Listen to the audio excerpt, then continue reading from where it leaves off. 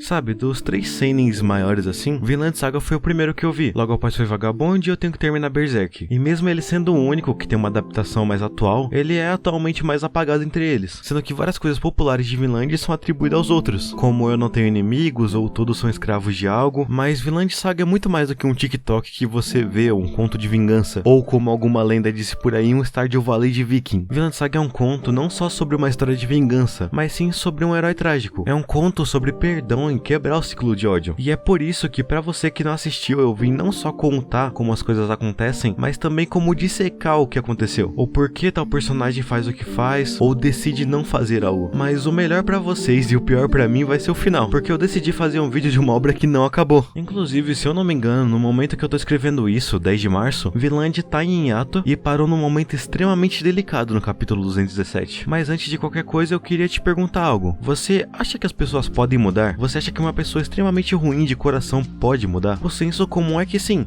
Qualquer um pode mudar, afinal somos humanos. Não necessariamente estamos presos a um jeito de agir, como ursos ou animais. Entendo que ficção e realidade são coisas separadas, mas para entender o tamanho dos feitos do Thorfinn, você precisa antes de tudo olhar para si mesmo. Qual o limite do perdão para você? O que seria imperdoável? Não tô falando de você deixar de sentir rancor ou esse tipo de coisa, mas ao menos não direcionar mais ódio a alguém. Não se preocupar com isso nem querer se vingar. Então, até onde vai o seu perdão? Não precisa se segurar em pensar em exemplos. Mas enfim, agora a gente vai abordar os temas desse vídeo, já que nenhuma história de redenção começa no perdão, né? Quando se fala sobre Vinland Saga, naturalmente as pessoas pautam em duas metades, o Thorfinn adolescente e o Stardew Valley. Mas eu, Call Animes, gosto de separar em 4 partes: infância, adolescência, vida adulta e o atual. Então, esse vídeo vai ser pautado assim. Primeiramente, pra você que tá conhecendo Vinland Saga pela primeira vez, esse é o Thorfinn. Ele é uma criança que viveu na Islândia, num vilarejo pequeno. Ele tinha uma família comum, um pai, uma mãe e uma irmã, e um dos dias que mais marcou ele foi quando seu pai abrigou um escravo fugitivo em casa, e até comprou ele para que ao menos ele pudesse morrer como alguém. Ninguém ali entendeu porque o Thor, seu pai, estimou tanto a vida de alguém que ele nem ao menos conhecia. E a questão é que o Thor valorizava a vida humana mais do que tudo. Então meras 8 ovelhas, que seria uma fortuna, não seriam nada comparado a uma vida. E isso é demonstrado principalmente quando os vikings de Jon vêm recrutar ele. A questão é que o Thor era um guerreiro estimado de onde ele veio. Porém, após tantas lutas, tantas batalhas, ele notou que isso era sem sentido e decidiu fugir. Só que é como dizem, quem é vivo sempre aparece. Então vieram cobrar ele para participar da batalha. Para ele ser impossível, ele não queria mais se envolver em batalha sem motivo. Só que é claro, se ele negasse, a chance da vila ser atacada era enorme. Então ele decide participar. Todos no vilarejo comemoram por poder celebrar sua hombridade numa batalha, menos o Thor. Tá, mas por que eu tô falando isso? Esse gancho é feito para a parte mais importante que marca a obra. Porque enquanto vasculhava as coisas, o Thorfinn acha uma adaga. O Thor agarra a lâmina dela e fala que o Thorfinn não tem inimigo nenhum. E mais, não há ninguém que mereça ser ferido. Porém, pro garoto aquilo era bobagem. Era um adulto falando não pra uma criança, sendo que ele iria pra guerra em alguns dias. E dito isso, quando eles partem, eles notam que o Thorfinn estava infiltrado no navio. E bom, aqui acontece o que todo mundo já conhece. O Thor morre após uma batalha que ele claramente ia ganhar. Tudo isso porque o Thorfinn veio junto. E naquela noite ele jurou vingar seu pai em um duelo justo. E essa é a infância do Thorfinn, o prólogo de Vinland Saga, e o motivo principal da história correr. Logo após vamos para a segunda parte, e no que cada gota disso respingou, a adolescência. A questão é que desde então o Thorfinn começou a viver entre os vikings e agir como eles, mas sempre deixando claro o quanto os despreza e o quanto ele quer matar o Skeletor. A ideia dele é claro, matar o assassino do seu pai e voltar para sua casa, viver sua vida. Só que viver sua vida em paz agora já é um mundo totalmente distante. E o que evidencia isso é quando ele se encontra na mesma situação do escravo que seu pai salvou. Mas antes disso, vamos para um pouco de contexto. Ao começar a andar com o bando do Skeletor, ele se torna basicamente um mensageiro. Ele se infiltra entre as forças inimigas e manda um sinal para invadir quando tá tudo pronto. E enquanto se infiltrava, ele acabou sendo emboscado e atacado por guardas. Durante essa fuga, ele é encontrado por uma menina e sua mãe, que não só salvam ele, como dão abrigo, comida, limpam ele e também dão cobertura. E como ele agradece? Ele pede para elas fugirem do vilarejo enquanto há tempo, então envia o sinal de fumaça. Elas não ouvem e acabam virando vítimas da invasão. Ele fica triste, mas passa rápido e ele segue a vida, porque são só uns camponeses aleatórios, não são os primeiros e definitivamente não vão ser os últimos. E é muito louco como algumas obras fazem esses paralelos e acabam dando pistas de onde a obra vai, como se fossem referências não só ao próprio passado, como ao futuro. Claro que é fácil falar agora que já aconteceu, mas já haviam pistas de que o Thorfinn ia se tornar um escravo e que não seria uma obra de vingança, e sim sobre perdão. Mas voltando para a história, a verdade é que o Thorfinn nesse momento realmente não pôde parar. Ele não pôde simplesmente voltar para casa. No fim, ele acabou sendo escravo de si mesmo. E isso é evidenciado após uma batalha que ele e seu bando ganharam. No pós-batalha, o Skeletor vai ver o líder do vilarejo. Quer dizer, não exatamente o líder, mas um dos figurões, sabe? Esse que reclama da sua escrava nova, por ela ser de família nobre. E diz que o seu orgulho acaba deixando ela inútil. O Askeladd diz que isso não é culpa dela, e sim do seu dono. Ele diz que há um jeito diferente de controlar uma pessoa. Enquanto isso, Thorfinn vai ordenar o duelo com ele. E esse duelo não é diferente das outras vezes, ele apanha. Dessa vez o Thorfinn realmente chega perto de ganhar, tanto que você pode ver pelas expressões de "foi quase" do Askeladd. Porém, ele começa a ofender o Thor e isso faz o Thorfinn perder a razão, o que leva à sua derrota. E naquela noite temos outro paralelo. Enquanto festejavam, o jovem pergunta por que o Thorfinn anda com eles. Se o Askeladd não tem medo de ser assassinado enquanto dorme ou coisa do tipo, ele diz que o Thorfinn é um guerreiro honrado e nunca faria isso.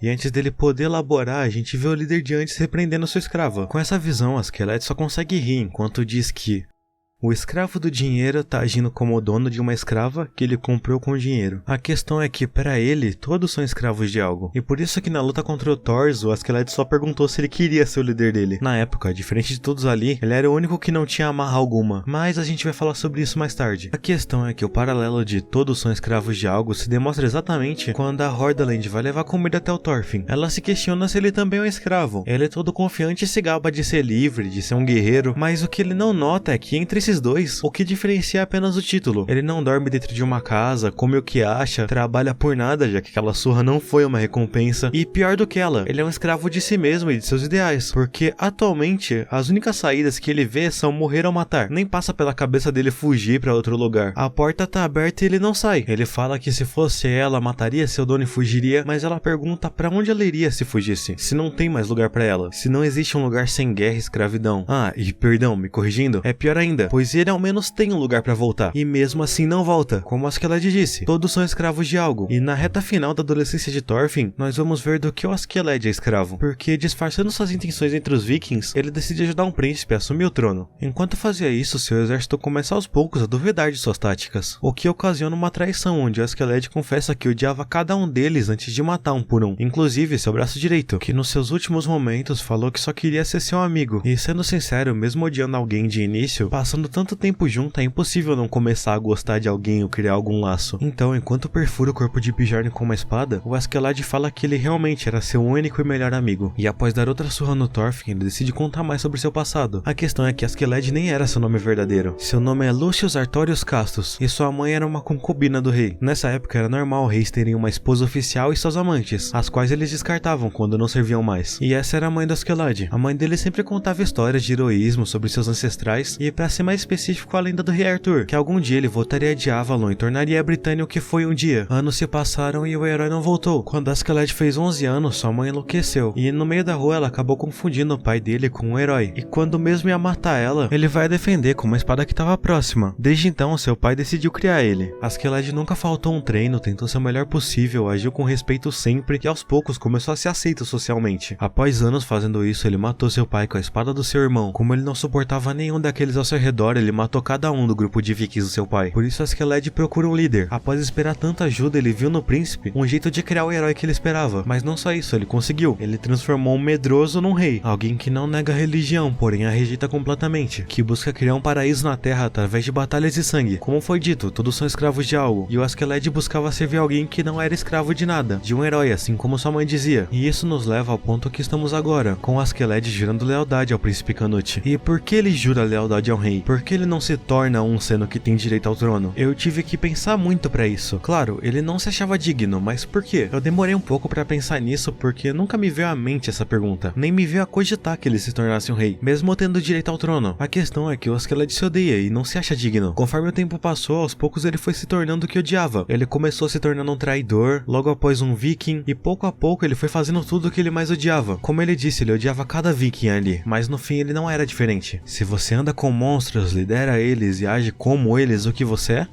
Exatamente, um deles. Por isso que, quando Canute pergunta por que o Askeladd não queria ser rei, ele só responde que ele é apenas um simples viking. Ele não pôde achar nem virar o herói que sua mãe queria. Na verdade, ele se tornou o extremo oposto. Ele se tornou exatamente o que o seu pai era. Por isso ele tenta transformar o Canute no rei que ele queria. E acredite, ele conseguiu. Atualmente, o príncipe é alguém que não vê a quem. A história dele é bem baseada na Bíblia. Tanto que ele é cristão. Ele é a definição de amarás o teu próximo como a ti mesmo. A questão é que no conceito dele, se você ama alguém mais do que outra pessoa, isso não é amor, e sim uma discriminação muito forte, onde você privilegia apenas uma pessoa entre várias. Então, ou você deveria sofrer por todos, ou não sofrer por ninguém, e isso deve ser guardado. A questão é que não tem ninguém que o Canute estime de verdade. Desde um irmão até um plebeu, ele não faz diferenciação, achando uma chance tão rara de criar um herói. Quando o rei da Dinamarca pede para Skelet decidir entre Gales e o Canute, ele decide ele mesmo matar o rei na frente de todos. Ele sabia que isso significava se sacrificar, então Canute ordena a morte dele como assassino do rei e perfura seu coração com uma espada enquanto Thorfinn olha. O Skelet pede pro garoto matar ele e pergunta o que ele fará daqui pra frente. Ele diz que chegou a hora de seguir em frente e se tornar um verdadeiro guerreiro. Pela primeira vez em 54 capítulos, nós vemos o Thorfinn em choque sem saber o que fazer. Então, como ele sempre fez, ele tenta vingar o Skelet atacando o Canute. E aqui terminamos a segunda parte. Esse é o fim da adolescência do Thorfinn. Ele ficou tanto tempo focado em matar o Skelet que quando ele morreu ele não sabia o que fazer. E sendo sincero, ele não admitiria agora, mas depois de tanto tempo ele começou a ver o Skelet como alguém que ele gostava. Tanto que, querendo ou não, o Skelet realmente ensinou muitas coisas ao Thorfinn, mesmo que indiretamente. E o que acontece quando alguém perde o motivo de viver? Quando tudo que o Thorfinn fez foi em vão. Isso a gente vai ver na fase adulta dele. O que muita gente reclama é que nessa parte o Thorfinn tá basicamente morto. Ele não quer nada, ele não é o que era, e se quiserem bater nele ele vai deixar. É até meio triste, mas como ele chegou a esse ponto? Depois da morte da Skelet, além de perder o motivo de viver, o rei Canute não só prendeu ele, como tirou todos os direitos dele e o transformou no escravo. Meio irônico até, eu diria. Ele passou alguns anos sendo escravo até conhecer o Einar. E sério, olha o estado dele. E é nesse estado que tem várias falas dele onde ele diz que tá vazio, que nada de bom nunca aconteceu na vida dele, mas aos poucos, junto com o Einar, ele vai recriando essa vontade de viver conforme eles trabalham juntos. E o momento chave pra isso é quando eles começam a trabalhar com o senhorzinho da fazenda. Esse que diz que se o Thorfinn tá vazio, qualquer coisa pode enchê-lo. Então se ele queria renascer, ele tá no caminho certo, que é trabalhar. Mas enquanto isso não acontece, ele continua tendo pesadelos com todos que ele já viu morrer se agarrando nele, enquanto ele tenta sair desse fundo de poço. Até que no capítulo 71 ele promete nunca mais machucar ninguém, pra poder se redimir pelo passado. Mas em contraparte a isso, o Canute, alguém que diria ser basicamente o segundo protagonista, continua seguindo em busca de criar um paraíso na Terra. Porém, enquanto Thorfinn promete não usar mais da violência, o Canute acha mais meios de usar da violência pra garantir os seus meios. E isso é possível ver quando seu irmão doente passa total controle da Dinamarca pra ele, sendo que no fundo ele se culpava por estar envenenando o próprio irmão aos poucos. E qual o motivo disso? Simples. Divisão de poder poderia em algum mundo futuro causar uma rebelião. A questão é que pro próprio Canute essa coroa é uma maldição. Ao mesmo tempo que ela vem com poder imenso, ela te amaldiçoa com a ganância. E é essa ganância que faz ele querer atacar a fazenda em que o Thorfinn trabalha. Faltava pouco pro Thorfinn e pro Einar comprarem a própria liberdade. Nem era mais assunto deles. Inclusive, eles tinham motivos maiores até para não ir, já que além de não terem assuntos a tratar, o dono da fazenda espancou até a morte a amiga deles, a Arnis. Porém, por gratidão, o Thorfinn desejava ir ajudar, mesmo depois do exército de fazendeiros ter sido destroçado. Ele vai prometendo criar um mundo sem escravos após isso. Claro que não iam deixar ele simplesmente conversar com o rei assim do nada. Então eles faziam um acordo. Se o Thorfinn aguentasse sem socos, ele poderia ir conversar com o rei. E bom, ele consegue. Perguntam por que ele não revidou. Se ele só tivesse derrubado alguém, ele provaria que já foi um dos guarda-costas e seria mais rápido. Mas o Thorfinn responde que quem iria negociar a paz com alguém que fala através de seus punhos? E complementa dizendo que não tem nada contra nenhum deles ali. Então não tem sentido ter rancor algum e que não tem nenhum inimigo. Eles são levados até o rei para conversar e o Canute diz que a ideia é salvar aqueles que não têm salvação. Cada um daqueles vikings são seres totalmente rejeitados por Deus e nunca nem ao menos chegariam perto de um paraíso. Então para salvar todo mundo, ele primeiro deveria salvar quem não tem salvação. E para isso ele precisaria buscar poder na Terra. Graças ao mencionado, mesmo agora ele não retiraria seus soldados e muito menos cessaria o ataque. Ouvindo essa resposta, o Thorfinn só decide fugir. Sim,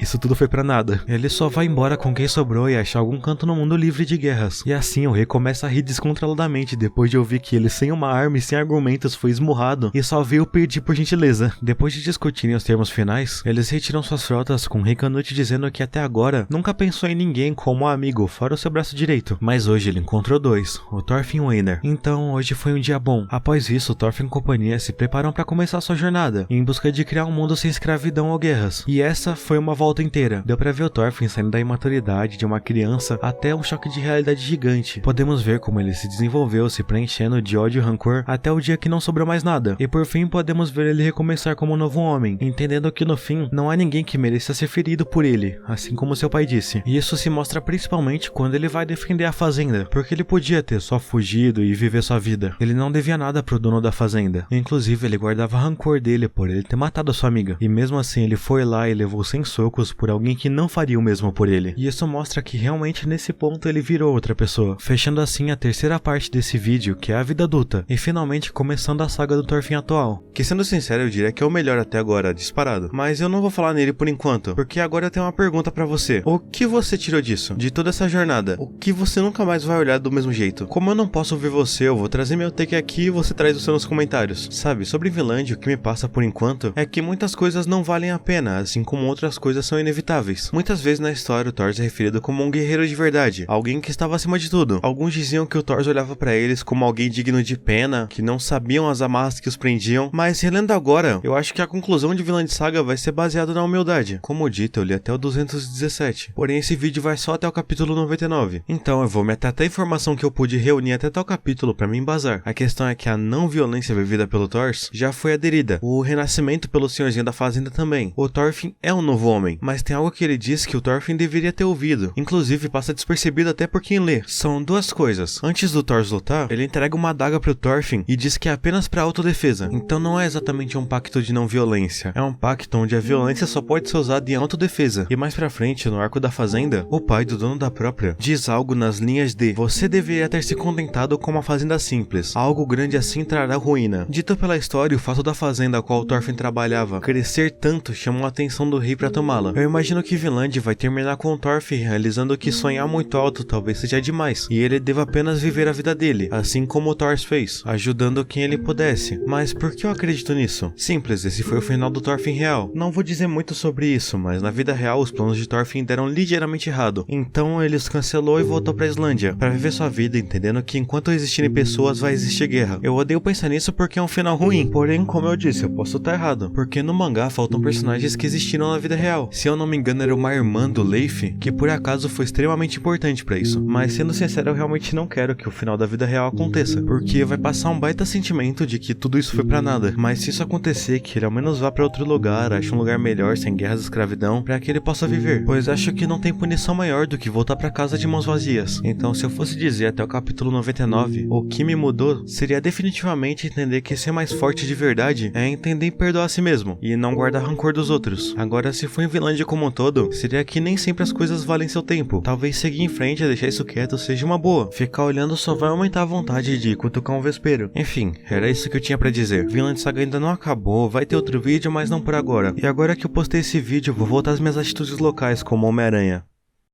Pobre, ausente e cansado.